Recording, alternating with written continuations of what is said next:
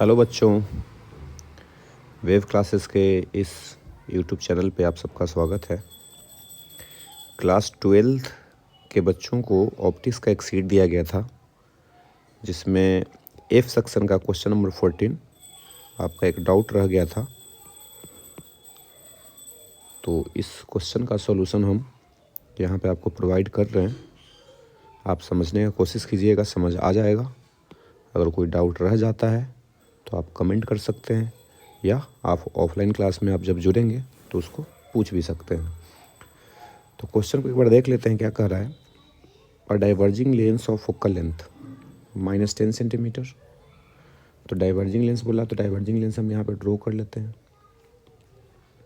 इसका फोकस यहाँ पे होता है। ये बोला गया है कि 10 सेंटीमीटर है। नेगेटिव है तो इस साइड ही होगा, इसका होता भी इस साइड ही है। बोला इज मूविंग टूवर्ड्स राइट, मतलब ये लेंस मूव किधर कर रहा है। ये बोला गया कि मूव कर रहा है राइट में।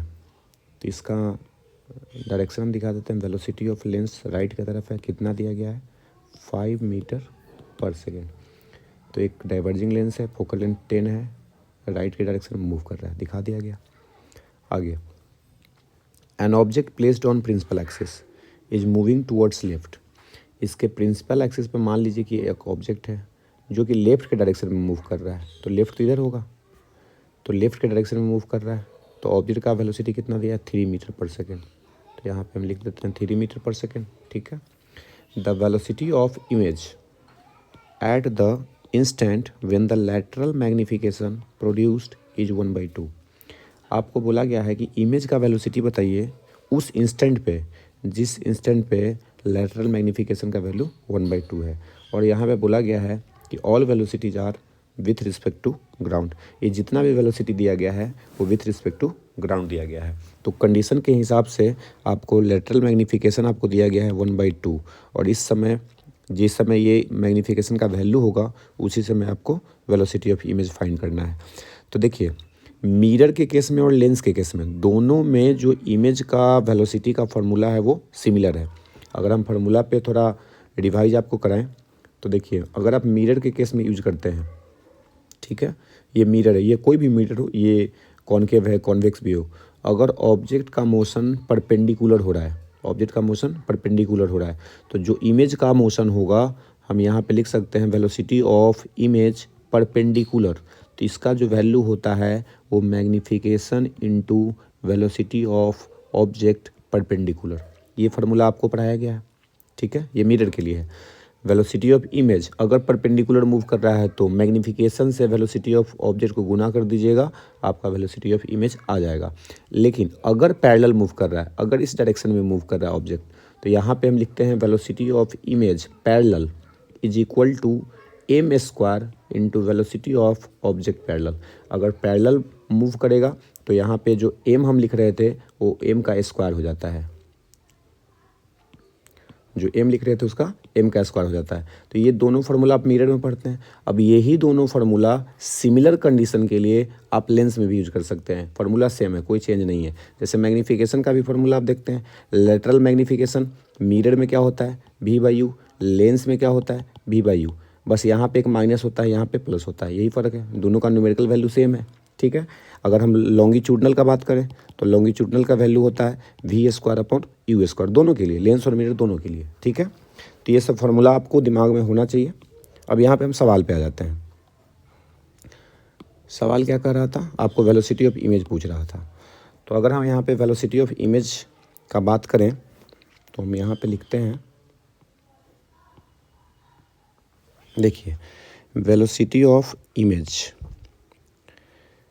तो वेलोसिटी ऑफ इमेज अगर हम बात करें तो हमको लिखना पड़ेगा m² into velocity of object, ठीक है।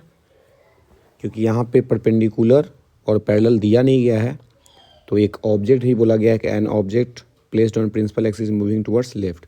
तो हम पॉइंट ऑब्जेक्ट मान के चल रहे हैं और इसके लेफ्ट में लेके चल रहे हैं, तो ये लॉन्ग हो गया।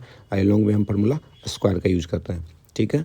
तो यहाँ पे जो भी वेलोसिटी दिया गया है वो ग्राउंड के रिस्पेक्ट में, लेकिन यहाँ पे लेंस भी मूव कर रहा है तो आपको लेंस के रिस्पेक्ट में बात करना पड़ेगा। तो यहाँ पे अगर हम लिखें velocity of image with respect to lens is equal to m² velocity of object with respect to lens, लिख सकते हैं ऐसा।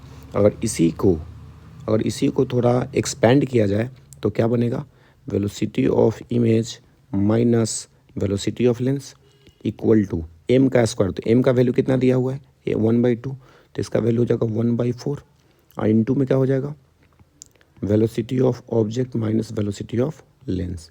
अब यहाँ पे आप वैल्यू को पुट कर सकते हैं। तो देखिए वैल्यू क्या दिया हुआ है, हम इधर लिख देते हैं, यहाँ से ये वैल्यू इधर लिख रहे हैं। तो velocity of image minus velocity of lens, तो देखो वेलोसिटी ऑफ लेंस किधर दिया गया है, 5 मीटर पर सेकेंड टूवर्ड राइट, तो राइट के डायरेक्शन में पॉजिटिव लेना है, तो इसको 5 हम सीधा सीधा लिख देते हैं is equal to 1/4 into velocity of object. तो वेलोसिटी ऑफ ऑब्जेक्ट लेफ्ट में है तो इसका में आगे माइनस लगेगा, तो -3। अब माइनस वेलोसिटी ऑफ लेंस 5 है प्लस में, तो ये 5 केवल लिखाएगा। अब यहाँ से देखो 5 और 3 कितना हो जाएगा, -8, 4 से काटेंगे तो ये कितना आ जाएगा, -2, यानी कि VI - 5 इक्वल टू -2। तो VI इक्वल टू कितना आ जाएगा, -2 + 5 यानी कि 3 मीटर पर सेकेंड। ठीक है, अब ये 3 मीटर पर सेकेंड पॉजिटिव आ रहा है। अब पॉजिटिव किस डायरेक्शन में होता है, तो राइट के डायरेक्शन में होता है। तो इसका सही आंसर कौन होगा वेलोसिटी ऑफ इमेज का, 3 मीटर पर सेकेंड टूवर्ड्स राइट। अगर आप ऑप्शन देख रहे हैं तो ऑप्शन नंबर 3 मीटर पर सेकेंड टूवर्ड्स राइट आपको फर्स्ट ऑप्शन आपको दिख रहा है। ठीक है, तो आप इसमें देख के कमेंट कीजिएगा, अगर समझ में आपको आता है तो आप कुछ जो समझ में आए आपको कमेंट कर सकते हैं, अच्छा लगा तो लाइक भी कीजिएगा। ठीक है, थैंक यू।